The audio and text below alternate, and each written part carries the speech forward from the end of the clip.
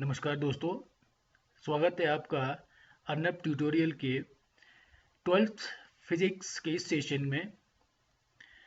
तो इस जो 12th फिजिक्स के सेशन में हम देखेंगे 50 डेज़ के अंदर जो है 12th फिजिक्स का मैक्सिमम सिलेबस जो है हम इसमें कवर करेंगे 50 डेज़ के अंदर ही। तो आज तक आपने जो पढ़ा हो, नहीं पढ़ा हो, अगर पढ़ा भी होगा तो जो पढ़ा है वो सब भूल जाइए, क्योंकि 50 डेज़ जो 50 डेज़ के अंदर आपने क्या करना है, जो दिन का आपका डेली का 30 से लेके 45 मिनट्स तक जो है आप मुझे दीजिए। इस 50 डेज़ के अंदर हम जो है पूरा सिलेबस जो है कंप्लीट करने वाले हैं। तो चलिए देखते हैं हमारा आज का फर्स्ट टॉपिक जो हम करने वाले हैं, यूनिट नंबर फर्स्ट, जिसका नाम है आपका इलेक्ट्रोस्टैटिक्स।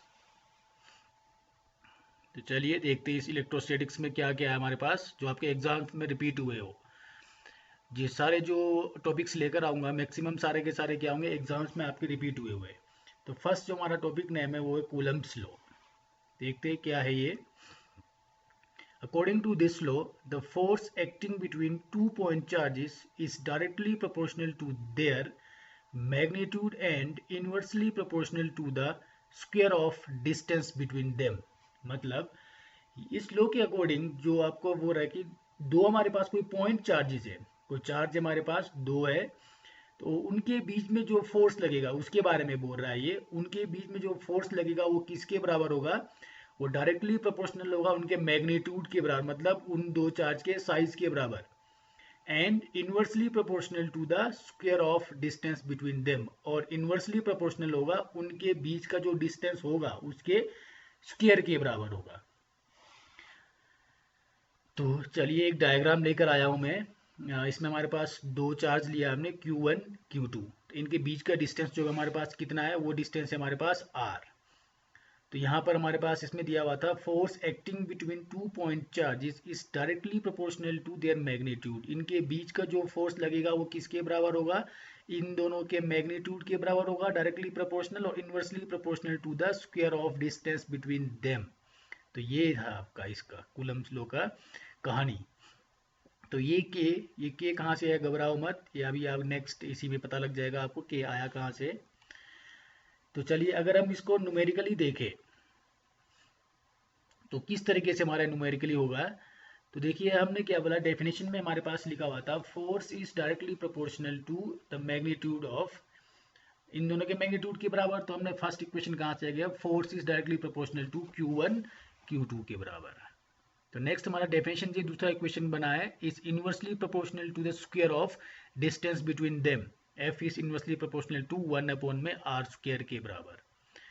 नेक्स्ट हम करेंगे आफ्टर कंबाइनिंग बोथ इक्वेशन। जब हम दोनों इक्वेशन को कंबाइन करेंगे तो हमारे पास जो नेक्स्ट इक्वेशन आएगा वो कुछ इस तरीके से आएगा, F is directly proportional to Q1 Q2/r² के बराबर।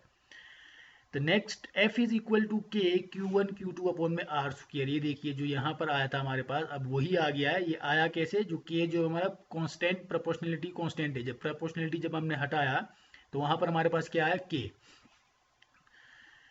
तो so F is equal to 1/4πε0 Q1 Q2/r²। ये 1/4πε0 आया कहाँ से, ये जो है आपका के का वैल्यू है, के जो कांस्टेंट है इसका वैल्यू 1/4πε0 के बराबर है इसका वैल्यू।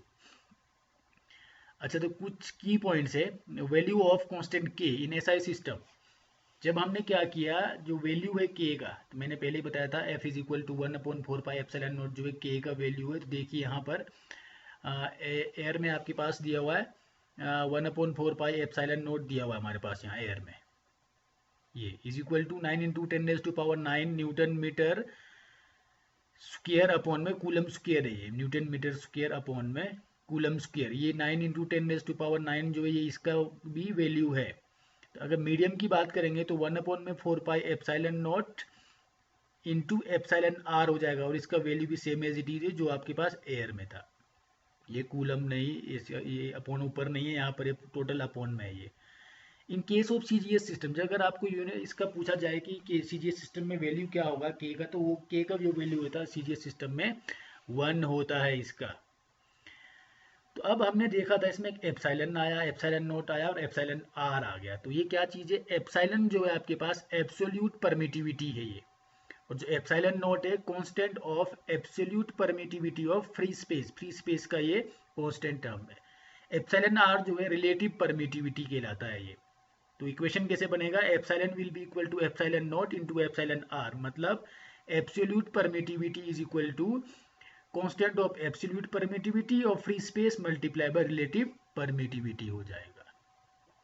तो चलिए नेक्स्ट टॉपिक देखते हैं हमारा। तो जो हमारा नेक्स्ट टॉपिक है वो कूलम लॉ के ऊपर है, 1 कूलम। बहुत बार एग्जाम में पूछा गया है ये क्वेश्चन, 1 कूलम, डिफाइन 1 कूलम। तो इसमें क्या बोलता है ये, a charge is said to be 1 coulomb if it repel another identical charge which is placed at 1 meter distance by a force of 9 into 10 raised to power 9 Newton.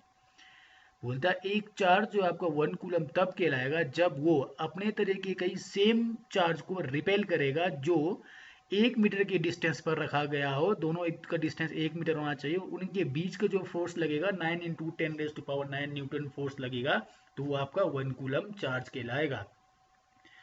Simple सी बात है, जो चार्ज होगा उसको हमने 1 के बराबर करना है, तो वो आपका क्या हो जाएगा, 1 कूलम के बराबर हो जाएगा, और उनके बीच का फोर्स लगना चाहिए 9 into 10 raise to power 9 newton के बराबर। तो चलिए एक डायग्राम लेकर आया हूँ आप लोगों के लिए।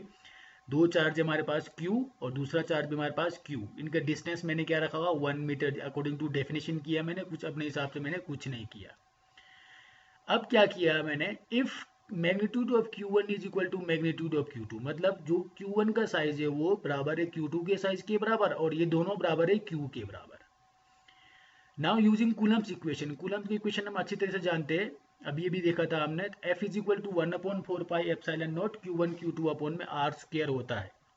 इसके जरिए क्या होगा हमारे पास, देखिए फोर्स का वैल्यू हमने रखा, तो क्योंकि हमारे पास यहाँ दिया हुआ था ये फोर्स इज इक्वल टू ये लगना चाहिए हमारे पास, तो हमने क्या किया, फोर्स की जगह पे 9 इंटू 10 रेज टू पावर 9 लगा दिया, is equal to 9 into 10 raise to power 9 आ गया। ये पिछले में मैंने बताया था टॉपिक में, इसका वैल्यू कितना होता है, 9 इंटू 10 रेज टू पावर 9 ही होता है।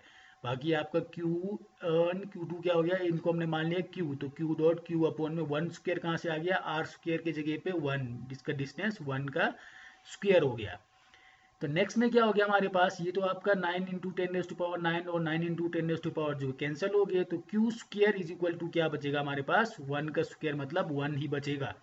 हमें तो Q स्क्वायर चाहिए नहीं, हमें चाहिए ओनली Q, तो Q इज इक्वल टू क्या हो जाएगा हमारे पास, प्लस माइनस 1, तो मतलब ये क्या हो गया, coulomb, charge is equal two plus minus 1 coulomb हो गया ये। आई होप क्लियर होगा आपको 1 कूलम के बारे में। तो चलिए नेक्स्ट देखते हैं, हमारा जो नेक्स्ट क्या है हमारे पास, unit and dimensional formula of epsilon naught, जो हमने कांस्टेंट ऑफ फ्री स्पेस का जो एब्सोल्यूट परमिटिविटी का जो फ्री स्पेस का कांस्टेंट था उसका जो एप्सिलॉन नॉट, उसका जो यूनिट एंड डायमेंशनल फॉर्मूला किस तरीके से निकालेंगे हम। तो वी नो दैट, हम क्या जानते हैं, force is equal to 1/4 pi epsilon naught Q1 Q2 upon में R स्क्वायर, हम कूलम्स लॉ को जानते हैं। अब नेक्स्ट हमारे को चाहिए एप्सिलॉन नॉट, हमारे को इस फोर्स से कोई मतलब नहीं, हमारे को चाहिए एप्सिलॉन से मतलब, तो epsilon naught will be equal to Q1 Q2 upon में R स्क्वायर, ये एज इट इज, तो बाकी सारा का सारा आपका ये F जो है कहाँ आ जाएगा, इसके जगह पे आएगा, और एप्सिलॉन नॉट जो है आपका ऊपर चले गया, अपॉन R स्क्वायर 4 पाई F हो गया ये सीधा ही आपके पास। अब नेक्स्ट, अब हम ये जानते हैं, यूनिट जानते हैं हम, चार्ज का यूनिट कूलम है, फोर्स का यूनिट न्यूटन है, और लेंथ का यूनिट मीटर है, हम ये जानते हैं, तो हम पुट करेंगे इसके वैल्यू को। तो epsilon naught will be equal to क्या आ गया हमारे पास, कूलम डॉट कूलम, Q डॉट Q, ये इसका क्या होगा, चार्ज का हमारे पास coulomb dot coulomb, divided by length का क्या होगा हमारे पास, सबसे पहले चलो 4 पाई तो हमारा कांस्टेंट टर्म है, फोर्स का हमारे पास न्यूटन, और लेंथ का हमारे पास मीटर स्क्वायर, तो क्या हो गया ये आपके पास, इसका यूनिट जो आएगा एप्सिलॉन नॉट का unit C square upon newton metre square, या आप इसको ऐसे भी बोल सकते हो, epsilon naught will be equal to C square newton inverse metre inverse square हो जाएगा। डायमेंशनल फॉर्मूला आपका यहाँ पर इस तरीके से, इसका m-1 l-3 T4 a square, इसका जो है डायमेंशनल फॉर्मूला है, बहुत बार पूछा गया है 1 मार्क्स मल्टीपल चॉइस क्वेश्चन में। तो चलिए नेक्स्ट टॉपिक की ओर बढ़ते हैं। जो हमारा अब नेक्स्ट टॉपिक है ये आपका vector form of Coulomb's law. तो कूलम्ब लॉ का हमारे पास वेक्टर फॉर्म जो है आपका बहुत ही वेरी वेरी मोस्ट है आपके पास, ये बहुत बार एग्जाम में रिपीट हुआ है। मैक्सिमम जो भी टॉपिक लेके आऊँगा सारे के सारे बहुत ही मोस्ट है। तो सबसे पहले समझते हैं वेक्टर क्या चीज़ है। तो वेक्टर जो हमारे पास, vector is equal to magnitude multiply by direction. जब वेक्टर में किसी को चीज़ को हमने कन्वर्ट करना हो तो वो उसके मैग्नीट्यूड को अगर हम डायरेक्शन से मल्टीप्लाई कर देंगे तो वो क्या हो जाएगा, वो अपने आप ही वेक्टर फॉर्म में बदल जाता है। चलिए एक डायग्राम से क्लियर हो जाएगा। हमने 2 डायमेंशनल यहाँ पर लिया हुआ है, 3 डायमेंशन नहीं 2 डायमेंशन लिया हुआ है, एक्स एंड वाई लिया है हमने। हमारे पास ये ओरिजिन है ओ, सिस्टम ए हमारे पास, सिस्टम ए में हमारे पास क्या है, कोई चार्ज है दैट इज Q1, और सिस्टम बी में जो चार्ज है हमारे पास वो है Q2 चार्ज। तो जो Q1 पर जो फोर्स लग रहा है वो लग रहा है F12 और Q2 पर जो फोर्स लग रहा है F21। अब जो ये F21 फोर्स लग रहा है वो लग रहा है Q1 की वजह से लग रहा है, और F12 जो फोर्स लग रहा है वो Q2 की वजह से लग रहा है। डायरेक्शन से आपको यहाँ क्लियर होगा, एक अपोजिट फोर्स है दोनों। तो ये जो लाइन ज्वाइनिंग है यहाँ से A to O line joining है वो आपका क्या कहलाता है, पोजीशन वेक्टर R1, और O टू B जो लाइन ज्वाइनिंग है वो आपका पोजीशन वेक्टर R2। तो इनका यहाँ पर आपके पास फोर्स, यहाँ देखिए डायरेक्शन है आपके पास, इसका Q2 का डायरेक्शन है R12 और Q1 का डायरेक्शन है R21। चलिए नेक्स्ट किस तरीके से होगा हमारे पास। तो हमने अभी भी देखा vector is equal to magnitude multiply by direction होता है। तो फोर्स, हम फोर्स के वेक्टर निकाल रहे हैं, फोर्स इज इक्वल टू क्या हो जाएगा आपका, हो जाएगा magnitude of force dot direction R. यहाँ पर थोड़ा इसमें वीडियो में थोड़ा मिस आपका हो गया, थोड़ा मिस टाइप हो गया है, तो यहाँ पर फोर्स के ऊपर वेक्टर लगाइएगा। तो जो मैं नहीं लगाया हूँ इसमें, मैंने नहीं लगाया इसमें, तो उसको वेक्टर लगा के जब आप नोट बनाओगे इसका नोट्स, तो उसमें वेक्टर इसका एक सिंबल लगा दीजिएगा ऊपर। तो नेक्स्ट हमारे पास तो 2 फोर्स है हमारे पास, एक फोर्स है F12 और दूसरा फोर्स है हमारे पास F21 फोर्स है। तो F12 इज इक्वल टू क्या हो जाएगा, magnitude of F12 dot R-21। R-21 क्यों लिया, क्योंकि जो आपका फोर्स लग रहा है 1-2 जो लग रहा है आपके पास, तो ये किसकी वजह से लग रहा है आपके पास, R-12 की वजह से लग रहा है ये। तो नेक्स्ट इसी के F12 will be equal to 1/4 pi epsilon naught Q1 Q2 upon में आर स्क्वायर होता था हमारे पास इसका कूलम्ब्स लॉ, सेम वही फॉलो किया हमने।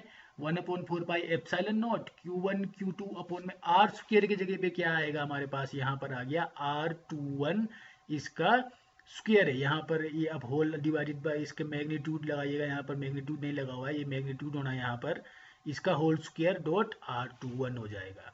थोड़ा गलतियों को माफ कीजिएगा। तो नेक्स्ट हमारे पास यहाँ से हमने ये देखा R21 is equal to R12 is equal to R, हमने ये मान लिया हमारे पास यहाँ दिया हुआ जो R21 है वो R12 के बराबर है, और वो किसके बराबर है, R के बराबर है।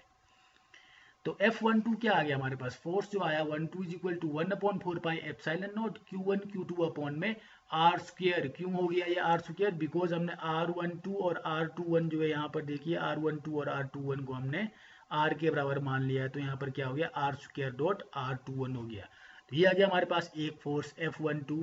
देखिए दूसरा फोर्स F21 में same as it is, F21 will be equal to F21 का मैग्नीट्यूड डॉट इसका डायरेक्शन मतलब R12, F21 लगा आपके पास R12 की वजह से लगा है। Next same as it is F21 will be equal to 1/4 pi epsilon naught Q1 Q2 upon में R12 का स्क्वायर डॉट R12 हो जाएगा यहाँ पर। तो नेक्स्ट तो हम वैसे ही सेम एज इट इज जो पहले निकाला R21 will be equal to R12 और R is equal to R के बराबर। तो F21 will be equal to क्या आएगा, 1/4 pi epsilon naught Q1 Q2 upon में R स्क्वायर डॉट R12 हो जाएगा। यहाँ से हमारे पास क्या पता लगा हमारे को, as both direction are in opposite of each other, दोनों डायरेक्शन क्या है एक दूसरे के अपोजिट में। डायग्राम में हमारे को वैसे भी क्लियर हो चुका है, यहाँ देखिए डायग्राम में हमारे पास क्लियर दोनों फोर्स क्या है एक दूसरे के अपोजिट में है। तो अपोजिट में तो हम ये लिख सकते हैं R12 is equal to minus का R12, नहीं sorry R21 will be equal to minus का R12 जाएगा, इक्वल दोनों अपोजिट है दोनों के। Then force will be equal to क्या हो जाएगा हमारे पास, चाहे आप फोर्स 21 लिखो चाहे आप फोर्स 12 लिखो, force 21 will be equal to 1/4 pi epsilon naught Q1 Q2 upon में R स्क्वायर डॉट माइनस का R12, जो R21 था उसको हमने माइनस का R12 में कन्वर्ट कर दिया, इसको जो R21 था ये देखिए R12 है ना, R12 यहाँ आपके यहीं से, सॉरी यहाँ पे F21 निकाला हमने यहाँ से, will be equal to 1/4 pi epsilon naught Q1 Q2 upon में R स्क्वायर डॉट माइनस का R12, चाहे आप R21 को माइनस का R12 लिखो, चाहे आप माइनस का R12 को आप R21 लिखो। तो यहाँ से हमारे पास ये इक्वेशन आया। तो यहाँ से हमें क्या पता लगा, F21 will be equal to minus का F12, मतलब दोनों फोर्स जो है क्या एक दूसरे के अपोजिट में है दोनों force. Hence Coulomb's law is in accordance with Newton third law. तो यहाँ से 1 मार्क का क्वेश्चन ये बनता है कि आपका जो कूलम लॉ का जो वेक्टर फॉर्म है वो किसके अकॉर्डेंस में है, वो आपका न्यूटन के थर्ड लॉ के अकॉर्डेंस है वो। चलिए तो नेक्स्ट टॉपिक देखते हैं हमारे पास क्या है। जो हमारा नेक्स्ट टॉपिक है वो है electric field. Define as the force acting per unit positive test charge placed at that point. Electric field क्या कहलाता है? इलेक्ट्रिक फील्ड से पहले ये समझ लो, जब हम खेलने जाते हैं कहीं तो ग्राउंड होता है वो प्लेइंग फील्ड, कहीं खेत में घास लगाए तो हम बोलते हैं उसको ग्रास फील्ड। तो वो क्या है, उसका एरिया है, उसका अपना वेल डिफाइंड एरिया है, तो वो आपका फील्ड है। इलेक्ट्रिक का वैसे ही जहाँ पर कोई चार्ज होगा उसका एक वेल डिफाइंड एरिया होगा जहाँ तक उसका फोर्स अप्लाई होगा, तो वो आपका इलेक्ट्रिक फील्ड कहलाएगा। तो डेफिनेशन बोलता है define is the force acting per unit positive test charge place at that point. मतलब कोई हमारे पास पॉजिटिव टेस्ट चार्ज है, पॉजिटिव टेस्ट चार्ज मतलब कि जिसका कोई फील्ड नहीं होता है जिस पर, तो पॉजिटिव टेस्ट चार्ज पर जितना फोर्स लग रहा है तो वो क्या कहलाएगा, आपके पास इलेक्ट्रिक फील्ड कहलाएगा। तो नेक्स्ट अगर हम पॉइंट की बात करें, electric field is a vector quantity. Electric field क्या है हमारे पास, ये एक वेक्टर क्वांटिटी है इलेक्ट्रिक फील्ड जो है। देखते हैं नेक्स्ट क्या है इसका point. Direction of flow of electric field is positive to negative. जो इलेक्ट्रिक फील्ड का जो डायरेक्शन होता है वो हमेशा ही पॉजिटिव टू नेगेटिव की ओर जाता है, नेगेटिव टू पॉजिटिव की ओर कभी भी नहीं होता है। वो एक डायग्राम है आप लोगों के, यहाँ से आपका क्लियर हो जाएगा। यहाँ देखिए फर्स्ट में क्या हो गया, आपके पास एक पॉजिटिव है एक नेगेटिव है। ये देखो कहाँ फ्लो हुआ सारा का सारा, ये पॉजिटिव टू नेगेटिव में फ्लो हो गया। सेकंड में ये देखो हमारे पास यहाँ पे दोनों लाइक चार्जेस है, फर्स्ट में दोनों अनलाइक चार्जेस थे। अनलाइक चार्जेस क्या करते हैं, अट्रैक्ट करेंगे, और लाइक चार्जेस क्या करते हैं, रिपेल करेंगे। देखो दोनों अट्रैक्ट हो गए एक दूसरे के पास वन में। तो नेक्स्ट में क्या हो गया, दोनों अनलाइक चार्जेस है तो पॉजिटिव पॉजिटिव दोनों क्या हो गया, रिपेल हो गए दोनों के दोनों। थर्ड में क्या हो गया, हमारे पास एक पॉजिटिव और एक नेगेटिव है, तो यहाँ पर भी आपका सारे चार्ज कहाँ को गए, पॉजिटिव टू नेगेटिव भी फ्लो हो गए यहाँ पर। फोर्थ में भी वही है हमारे पास पॉजिटिव टू नेगेटिव, यहाँ पर भी क्या हो गया हमारे पास, ये पॉजिटिव टू नेगेटिव गया। मतलब ये जो एरिया डिफाइंड है इनके पास, ये क्या कहलाएगा, आपका इलेक्ट्रिक फील्ड कहलाएगा, ये सारे के सारे एरिया। तो इसका ये एरिया भी क्या है आपका, ये भी जो है आपका इसका एरिया है, एक इलेक्ट्रिक फील्ड है इसका। तो चलो नेक्स्ट है हमारे पास unit and dimensional formula. Electric field का यूनिट एंड डायमेंशनल फॉर्मूला क्या होगा, तो उसके लिए हम जानते हैं, वी नो दैट, क्या पता है हमारे को, हम ये जानते हैं इलेक्ट्रिक फील्ड के बारे में हम जानते हैं डेफिनेशन के according, electric field will be equal to force per unit test charge, positive test charge. तो यहाँ पर से क्या हो गया हमारे पास, तो unit is equal to force का हम जानते हैं न्यूटन और चार्ज का हम जानते हैं कूलम, और तो क्या हो गया आपका unit Newton per unit coulomb हो गया। या तो आप बोल सकते हो कि सॉरी यहाँ पर ये स्क्वायर नहीं है, थोड़ा गलती हो गया यहाँ पर, माफ़ कीजिएगा। ये जो है न्यूटन कूलम इनवर्स है, इनवर्स -1 लिखिएगा, इधर -1 कीजिएगा इसको, टाइपिंग थोड़ा मिस टाइप हो गया थोड़ा। तो डायमेंशनल फॉर्मूला जो होगा हमारे पास वो होगा m1 l1 t-3 और a-1, इसका डायमेंशनल फॉर्मूला हो जाएगा। यहाँ पर भी ब्रैकेट नहीं लगा हुआ है, यहाँ पर भी ब्रैकेट लगाइएगा जब आप नोट्स बनाओगे।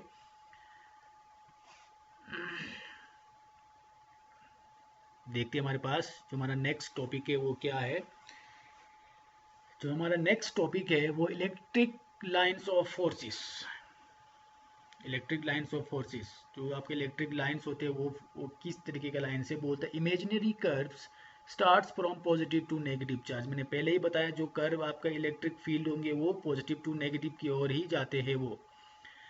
तो नेक्स्ट हमारे पास क्या पॉइंट आता है इसका, देखते हैं। नेक्स्ट जो हमारा पॉइंट है, two electric lines of forces never intersect each other. जो आपका इलेक्ट्रिक दो लाइंस ऑफ इलेक्ट्रिक फोर्सेस होंगे वो कभी भी एक दूसरे से इंटरसेक्ट नहीं करते। नेक्स्ट पॉइंट है, if electric field lines are closer then there is a strong force between them. अगर इलेक्ट्रिक फील्ड लाइंस जो क्या होंगे बिल्कुल क्लोजली पास हो रहे होंगे तो वहां पर बहुत ही स्ट्रॉन्ग फोर्स लग रहा होगा उनके बीच में।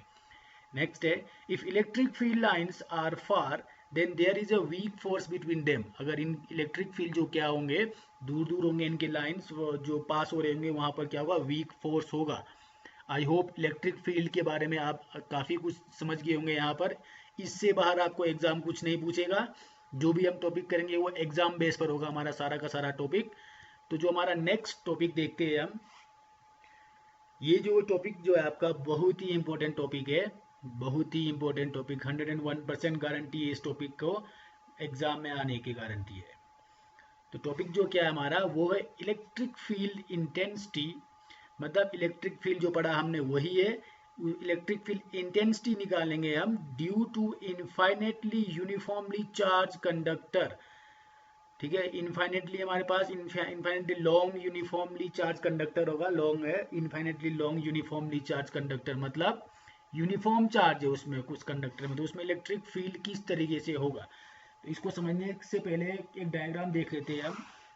तो देखिए हमने क्या ले लिया, एक सिलेंडर ले लिया, एक सिलेंडर ले लिया हमने, इसमें हमारे पास क्या ले लिया, एक यूनिफॉर्म हमने इनफाइनेटली लॉन्ग स्ट्रेट कंडक्टर ले लिया और इसमें चार्ज जो है plus plus plus uniform charge है इसमें। ठीक है, तो आपका इलेक्ट्रिक फील्ड अब हम जानते हैं कि पॉजिटिव टू नेगेटिव जाता है, ये बाहर को फ्लो होगा। अब सिलेंडर का एरिया 2 पाई आर, इसका लेंथ जो है आपके पास क्या हो गया, एल हो गया इसका टोटल लेंथ। यहाँ से जो हमने सरफेस लिया है इसको हम बोलते हैं गॉसियन सरफेस।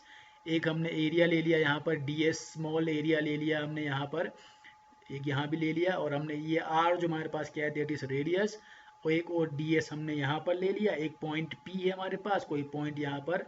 तो ये आपका इलेक्ट्रिक फील्ड इंटेंसिटी हमने यही निकालना है इसमें। तो निकालेंगे, बड़े आसानी से निकालेंगे ये, क्योंकि हमने इसके लिए जो भी पिछला हमने पढ़ा है टॉपिक्स तो वो सारे कंपलसरी है इसके लिए।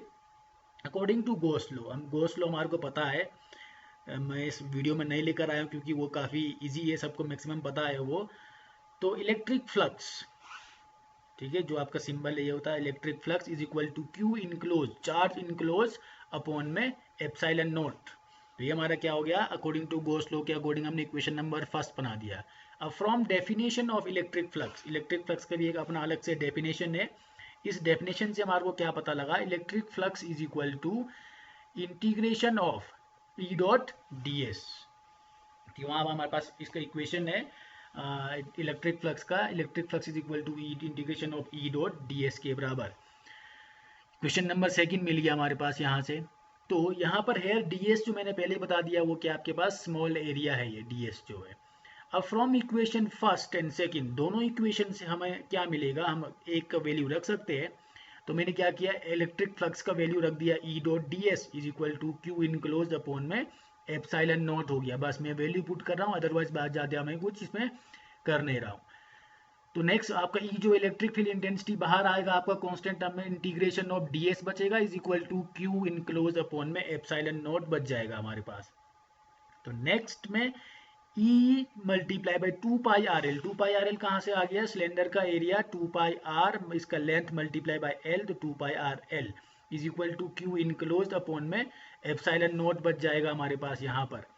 तो हमारे को इलेक्ट्रिक फील्ड इंटेंसिटी निकालना है, तो E will be equal to Q enclose epsilon naught upon में epsilon naught 2 pi r l जो है इसके अपॉन में आ जाएगा।